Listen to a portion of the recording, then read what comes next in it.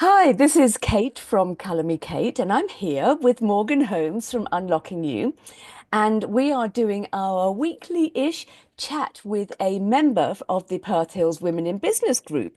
And this time we're talking to Cass Stacey, who is the owner of Fitness Next.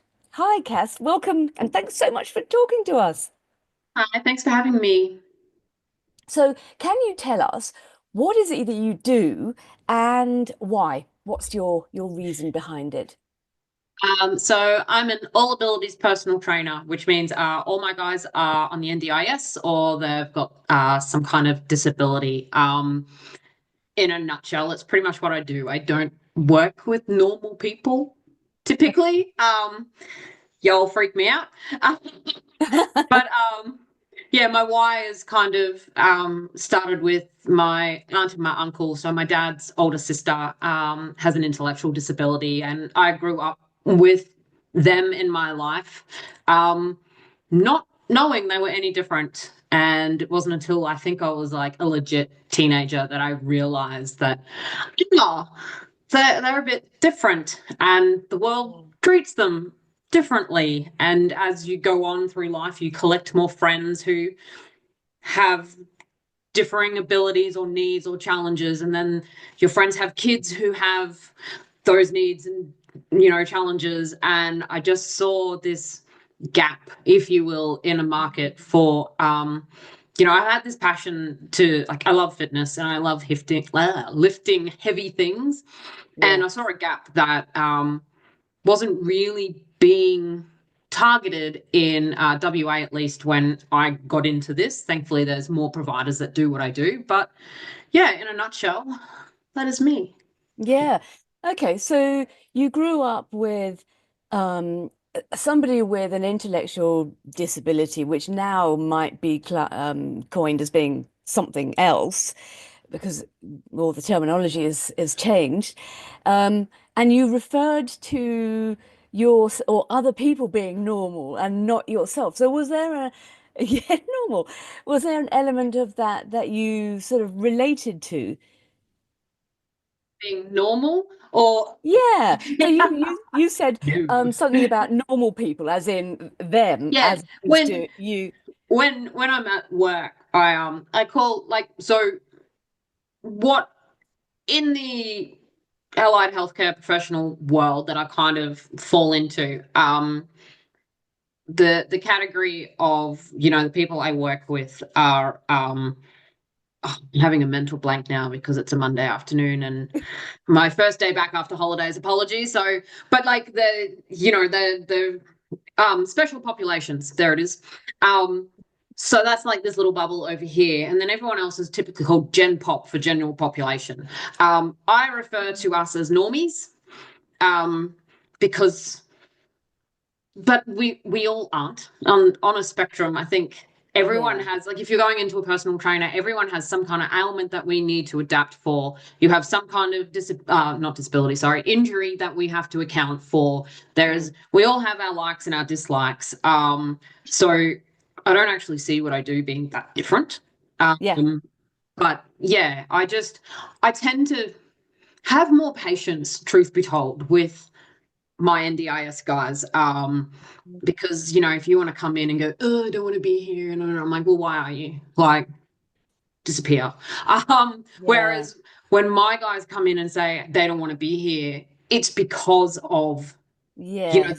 the challenges that life throws them, or their lack of understanding of why they're in the gym, or it comes down to something else. It's not just them going, Yeah. if that makes sense. It does. So you're helping them on a much deeper level Oh rather yes. than just, someone just floating in and going, oh, can't be bothered. And yeah, yeah. Yeah, But there's I've got friends obviously in the industry and they work with your Gen Pops and Gen Pops, I've never heard that Gen before. Pop. Well, Gen Yeah. Pop. Sounds it really It's a fun cool. sounds way of it saying just sounds normal young. people. It I does. know. Let's just use that as just a general Yeah. So thing now, therefore we shall will we? adopt it.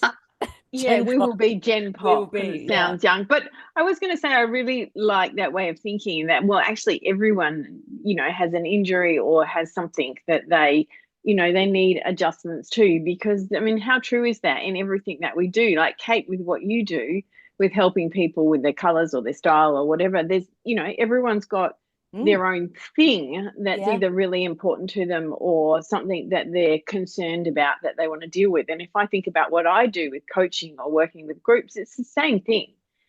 Everyone's got their own way. And, the more we can, I think, particularly in small business, adapt and adjust around those things. I think that's some of our, our superpower. Yeah. We're not a big corporate that has to do it a certain way. Mm. We can adapt around our clients. The So I individuals. think that's really cool.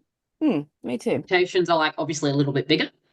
Yes. But it is funny when a Gen Pop person comes in and you go, "Do you have any injuries?" No. Okay, cool. Then you take them through a screening process and you say you do a squat. You're like, "Did that feel okay?" "Oh, my ankle hurts." "Oh, why?" "Well, I broke it like 10 years ago." I'm like, that's an injury, people. Back to the back Yes, to it's the not original injured question. anymore, but it is classed as an injury. Yeah. So whereas, my guys come in and I get a list of every single ailment and and it's great. I'm like, cool, excellent. Yes, we can work with this. Let's go. Yeah, you get a full picture. Yeah. Okay. So just to get to know you a little bit better, is there anything about you that other people might be surprised about? It might be a business thing or it could be a personal thing. What comes to Um, mind? um, I'm actually OCD, and I don't just joke about being OCD.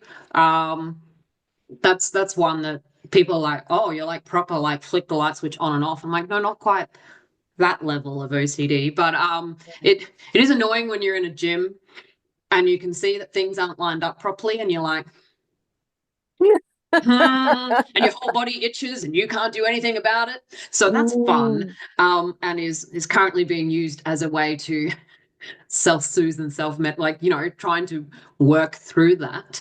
Yeah. So it's But about yeah, having everything in order and tidy and in its place. if you looked Yeah. in the rest of my office right now, you'd be like, girl, you ain't OCD. I'm like, no, that's just a chaos. Yeah. That's what that is. Yeah. So yeah, it's I don't know, like I've tried to be unapologetically myself, especially as I reach a milestone birthday this year. You know, you I'm trying to be more me and not hide who I actually am. I know that sounds really like obvious and like big whoop, but a lot of people still like I am the big 40 this year, and I don't feel like it, but You're a people baby. You're still a baby. Yes. Yes. but people still try to hide who they actually are Yeah. for to be accepted, if you will. And Yes. I'd say that is one thing my job, like my career, has taught me is like, who cares? Like, you are you, and that is perfectly okay. So I'm getting to the point where I really don't think anything about me should surprise anyone, Yeah. really. And that What would was be quite liberating. Is because I don't it have is. to remember who I am for a particular group of people. Yeah. Like, I I have been known to like, oh, I'm going with this party, so I'm going to put this hat on. Oh, I'm going out with this group of people. I'll put, and I'm like, no, I don't have enough time to keep track of that these days. Yeah. I Too just many don't. hats. And so Yeah. what is it that enables you to do that? To go, you know what, I'm doing me and that's all I'm doing and I'm not worrying about what anyone else says. What is it that enables you to do that? Because a lot of people have different faces, different masks, different hats they wear. And some of those, everyone does what's right for them. But what's your secret? Working with my guys.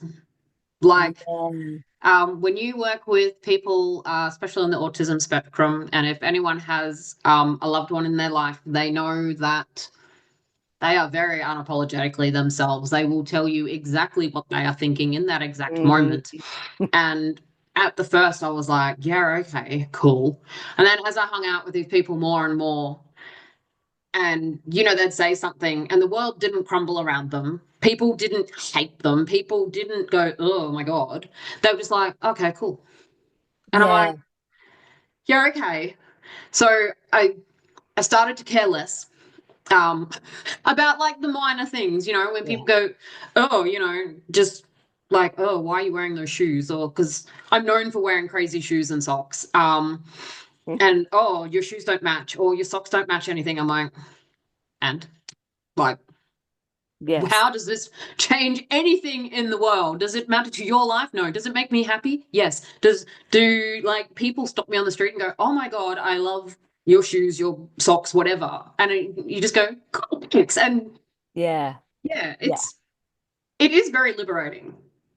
It is. And I think it's a Scary lovely though. thing when somebody stops you because there's something a little bit different about you, and it encourages a connection. They stop to talk to you. They make that, they engage with you, and for a split moment, it gets those endorphins bubbling, doesn't it? Gets the dopamine going. It's lovely.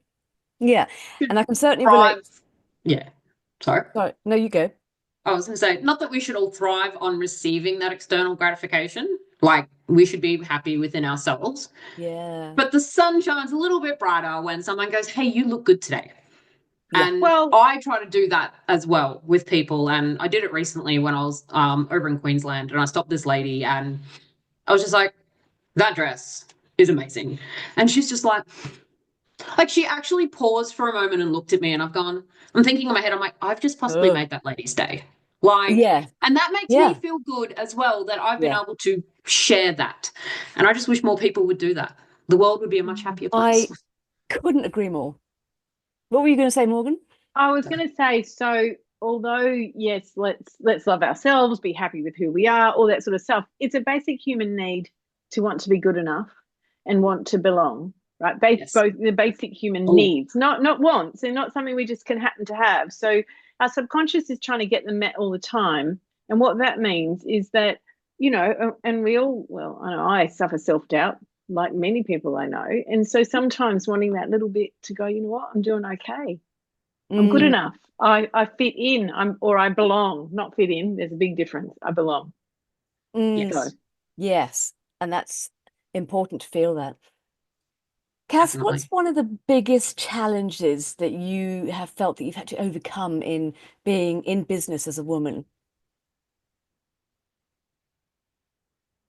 Imposter syndrome.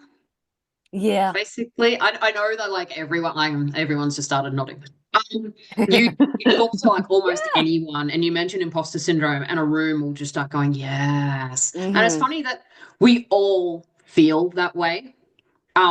Like in my old career, I'd done it for 20 years. I knew I could I don't know, I could be 10 foot underwater with a mouthful of marbles and still tell you the ins and outs of what I did and be confident about it. But like working for yourself, like I'm into my 5th year this year, so I'm clearly doing okay. But I'm still like people go, oh my God, what you do is amazing. I'm like, uh-huh. Um, you know what I mean? Like I've just been at home in Queensland for a week and I saw all my friends that I've known for like 27 plus years Mm. and all individually throughout the week they're like, oh my God, Cass, what you do is amazing. I Yeah. follow all your like da da da da da, and I'm just like, okay, cool. Like and it's just you just go, is it though? And you know it is, but It actually so living is. it is yeah. just I don't get it. Sometimes I'm just like, okay, and trying to, as each passing year, I start going, yeah, no, I am good at this. I am, and like, you win a few awards here and there, and you go, okay, yeah, maybe I am. I've won this award, so I must be good. But it's just, it seems to be one of those ongoing things. Niggles. Like, as your Mm. business gets bigger, I suppose the syndrome gets bigger. Like, Mm. if you're stuck over here and you stay this size, you eventually go, no, I'm good. But then you grow and you've got to Yeah. you've got to keep outgrowing your bubble. Yes. And that sort of moves into what Morgan talks about with the comfort zone. That's your gig, isn't it, Morgan? Yeah, totally. And listening to you then and thinking about mindset and I don't think imposter syndrome has to get bigger. I think we have to do the work of peeling the onion and understanding our life experiences and the mindsets and beliefs that sit beneath it all, right? And that sits beneath the self-talk and the doubt and all of that stuff. And it's hard to do that work when you haven't done it before, right? Because it's not, oh, I didn't get taught it in school. I don't know about anyone Mm. else who got Mm. I learned about that stuff in probably my mid 40s, so over 10 years ago Yeah. now. And so I think it's just one of those things that more that you can unpack, well, why do I do what I do and where does that come from? And what of those mindsets actually help me? Because they did help me at one point, but are they in the way now?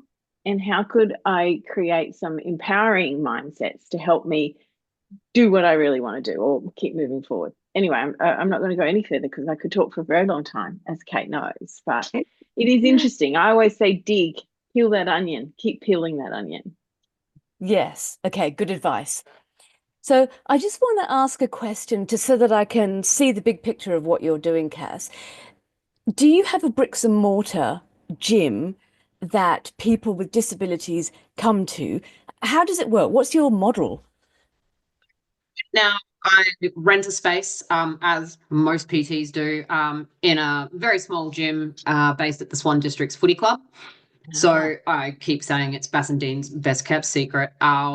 So I'm using the space in another gym. I'm blessed that the guy who runs it has trained Paralympians in the past. So he totally understands, where I'm coming from, and, my goal.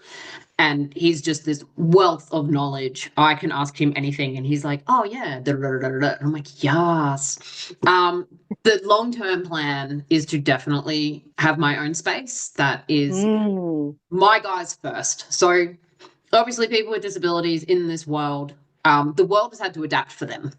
yeah, um like all our historic buildings, for councils to put ramps and stuff, it's such a rigmarole because of historical status and all that kind of stuff. So they have always been a second thought. They will probably continue to be a second thought for at least another decade or so. That's my opinion.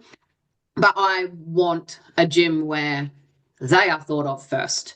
There is no lips when you walk in the door, so chairs and mobility devices can go straight through the door without having to, there's no awkward ramps. There's no, there's not limited space that they've got to, in some yeah, spaces, I've got a client, her wheelchair wouldn't fit in some spaces because she has got a slightly wider wheelchair. mm, And she's had to call ahead to people to go, "How wide are your doors?" yeah, And yeah, they're like, "Oh, this, oh, cool. Have you got another entry?" No. Well, mm, sorry, I won't be able to come and spend my money with you because I physically can't enter the building.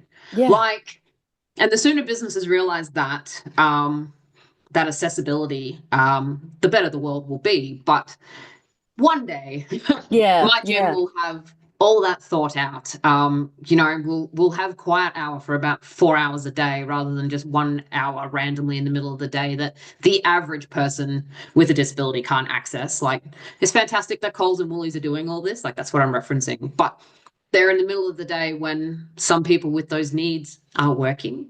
yeah, yeah. Um, so that's the goal. And so Um, the equipment and the machinery, it's probably the wrong term, but you know what I mean. Would that look different?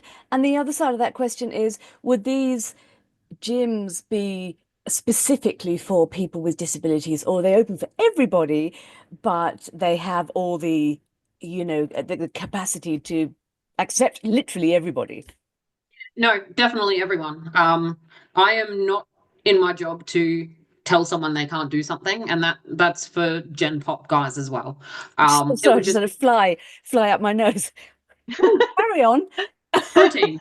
Um, um, it would just be there's more spacing and there's just more allowances in the sound and the lighting and that kind of stuff. But the average machine, um, you know, is accessible for 75% of the population, disability or not.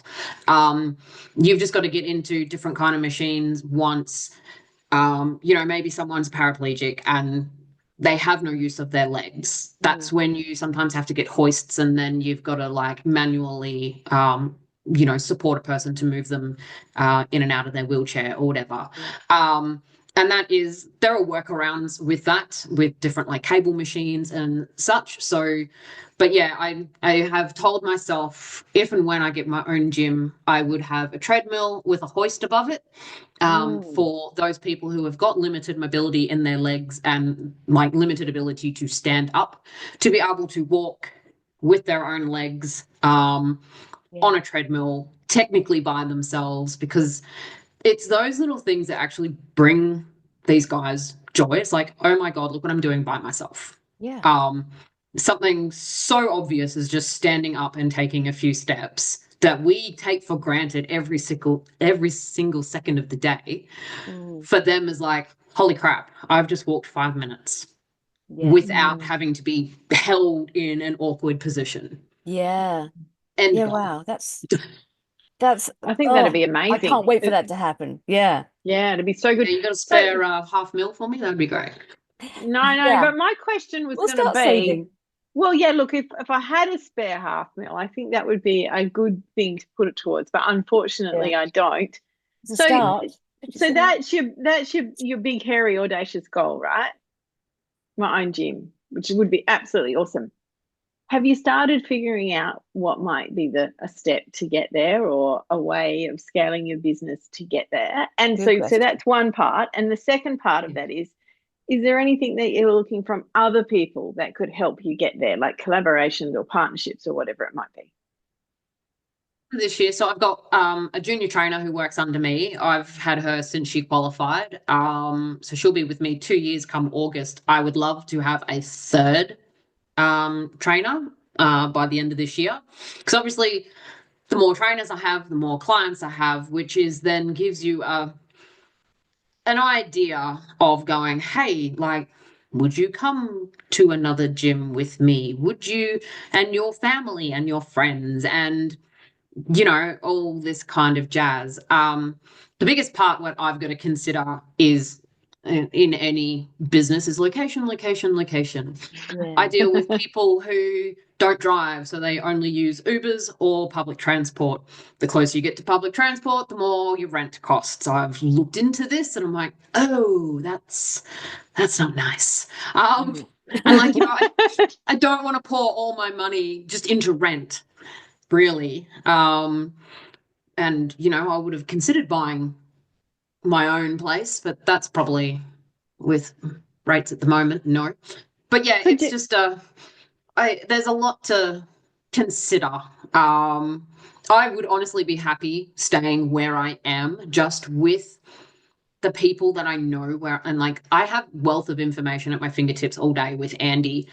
I would almost be stupid to move at this point, but I'm hoping, like, my first goal would be to outgrow where I am, because it's only a small gym. If I had 3 of us with a client all day, there's already at least 6 people minimum, maybe 9 with support workers, and and slowly get to that point where I'm like, I have to go and find a bigger gym, which unfortunately would be one of those big box gyms like Revo or something like that, which is less personal.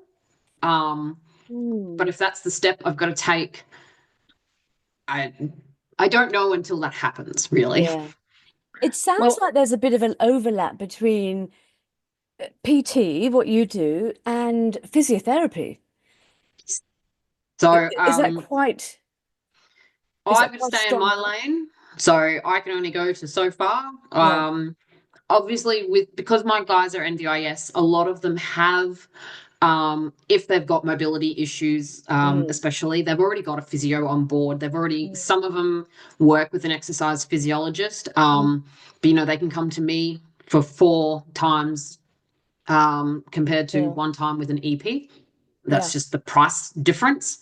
So I do work with a few physios, a few exercise physiologists, OTs, because even in occupational therapy, there's stuff that I can work on in the gym with clients, like grip and, you know, your gross and fine motor skills, that kind of stuff. I even work with speech therapists because I do work with, you know, some of your non-speaking, like autistics and Down syndrome. So I've got one lad, he's learning to use a communication device. I have created him his own gym version so that he can get used to, you know, and I'm happy to do that because I know it will help him. And, you know, it's when he said, buy Cass for the first time, that was, I didn't need to be paid that day. That was payment enough. You know, when you convince your guys, one of my boys has hearing aids and he refused to wear them for the first 2.5 years.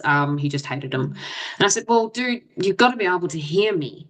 Look at that. All of a sudden he starts wearing them and his speech is like, oh, it's like, oh, wow. Like, so, you know, I'm working with them and their teams to kind of make these little changes that do affect not just our sessions, but their life. And yes. So you've gone way beyond building up their physical strength. Oh, Way yes, beyond. like this much of it. Yeah, I can see that. That's amazing.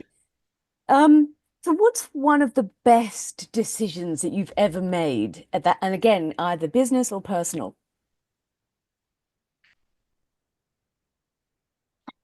Perth. Like, as I was just Moving home Perth. over the weekend, like over last week, and I'm like, I miss this place. But I'm glad I moved to Perth all those years ago. And just the opportunities. So I'm from North Queensland. I'm from Townsville. It's a smallish town. It's basically army and university, and everyone else there has just never left.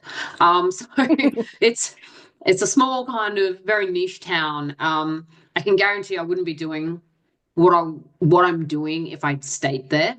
I honestly don't know what I'd be doing.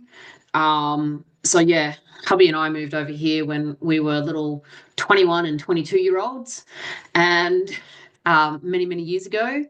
And his careers have gone off because he's changed a few times. And mine went off, and then I made this change, and it's like I am far away from my entire family, which sometimes is a good thing. Not gonna lie. It's a good thing this just goes out locally. Like we didn't have family in WA until only 5 years ago when his brother moved over. So it was very much, you know, just getting it done and hustling to live our life. But I think it helped us both grow, you know, as individuals and as a partnership. And like I am doing what I'm doing now. And I honestly don't think I'd be doing this if I didn't make that move. Like it kind of, we're talking about that, you know, that safety bubble earlier. And it's like this, we got thrown right out of that bubble and into 2 or 3 other bubbles down the road a bit. So yes. Well, thank goodness you did make that move. Yes, So definitely. for anybody who is thinking, oh wow, I have a son, a daughter, a nephew, and he's a family member, friend who could really benefit from what you do, building their strength and not just that, so much more. How do they get in touch with you? And do they refer to their NDIS plan first, or do they contact you? What happens? NDIS. So it's always best to get in touch with me first. So you can just, if you find me through this channel, just send me a private message on Facebook. But I can have a chat. We can figure out what it is that, you know, if we're a right match and all that kind of stuff. But then it comes down to the NDIS plan and how it's funded. I do have a few line items that I can charge from, both in core and capacity. Anyone with NDIS will know exactly what I'm talking about. And then we just go from there and basically, hopefully, get you helping them and confident and all the fun stuff that comes with building some muscles. That is just bloody fantastic. It is. I had one quick question for you, Cass. So Oh, you have a successful business that's been running for 5 years, and that is not a small achievement. Let's be clear. We know, and I think anyone who runs their own business knows that it's a hard slog at times, right? So that's not a small achievement. Well done. But if you were going to give someone who was starting out or in the first couple of years just one small tip of what would help them be successful, what would that be? Just one small tip.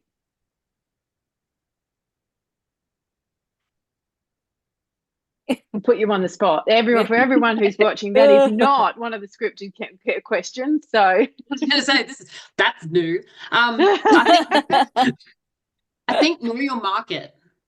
Know that what you are offering is wanted, is needed, is filling a gap. And like, I know when I say like, oh, I saw a gap in this market.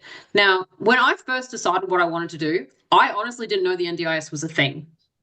Like, I had no idea that people had all this free money. People on NDIS will understand what I'm saying with that. That I could take advantage of. And so I was just like, yeah, cool. I'm going to go and find all these people and I'm going to work with them and I'm going to make them big and strong and healthy and fit and confident and happy and da da da da. Then as I looked into what I was going to do, I'm like, oh crap, there's this thing called the NDIS. That's amazing. It's going to help my journey a little bit more. It sometimes is a hindrance, but anyway. But yeah, like I remember I sat down and like I didn't even tell my hubby for about 3 months what I was wanting to do before I even started studying, because obviously I had to go off and do 2 certificates to come and do what I do. So and I was still working full time when I did that, and it was a whole, like, I just kept telling myself, I want to do this. I want to do this. But I spent a lot of time looking into, okay, what other services or businesses are doing what I'm doing? Where would be a good place to like set up? Because location. Obviously my job, like personal training is, there's a lot of online trainers these days, and you could live in Timbuktu and train someone on the opposite side of the world, and that's not a problem. During COVID, I tried that and it just did not work. Like my guys need me in front of them. They need me moving them, prodding them, making laughing joke, like, just having fun. So like the gym that I set up in was vital. So that took me 2 months to find where I am. Like, that's not just, oh, I'm going to go and work here. Okay, done. Next. You've just got to make sure that, like, I don't know if that is what's helped me be as successful as I have been. But You yeah, are I allowed to did. say that. I know, yeah, you're but allowed to say You I are. have been syndrome. successful. Yeah. But also because I had to retrain, I did part-time because I was still working. My hubby's FIFO, I had a child. So it took me 2 years to get my certificates. I had 2 years to figure out the nuts and bolts of everything. And that was during COVID too. So that is definitely, I Awesome. know that's not a small tip, but it is, I think It's that a is, significant tip. Yeah, there's two yeah. things you've said to me, well, maybe three. You had a really clear idea and goal.